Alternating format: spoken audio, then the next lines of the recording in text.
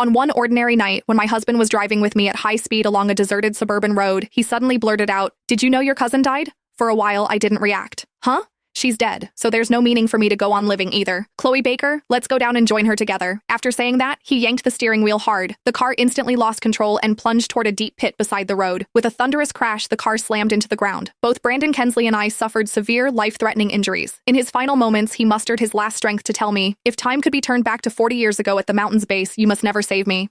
That day, she also passed by the mountain. If you hadn't taken me away, I would have met her first. After saying that, he drew his last breath. Filled with questions, resentment, and anger, I could only die with my eyes open. But when I opened my eyes again, I returned to 40 years ago. This time around, I decided to let Brandon and his first love be together. However, there was just one problem. I didn't have any cousins at all. I looked down at Brandon, who was lying there battered and bruised. Without a second thought, I leaned over and gave him 2 sharp slaps across the face. He jolted awake, his eyes darting around in confusion before narrowing into a look of pure, unadulterated rage. "Get away from me! Don't you dare touch me! Stay the hell away!" I froze for a second, then a cold laugh escaped my lips. Ah, I see. He's back from the dead too. In my previous life, I did everything for this ungrateful jerk. I spent every cent of my tuition money to save him and begged every doctor in the county for help. I stayed by his bedside day and night, and he once gripped my hand, promising the world, "Chloe, I swear, I'll never marry anyone else. I'll never betray you." And how did that turn out? He did become a high-ranking official, and I gave him 3 sons, but in the end, he hated me so much he wanted to take me to the grave with him. Fine. If he wants a savior, he can find someone else. I stood up and slipped behind a large tree without looking back.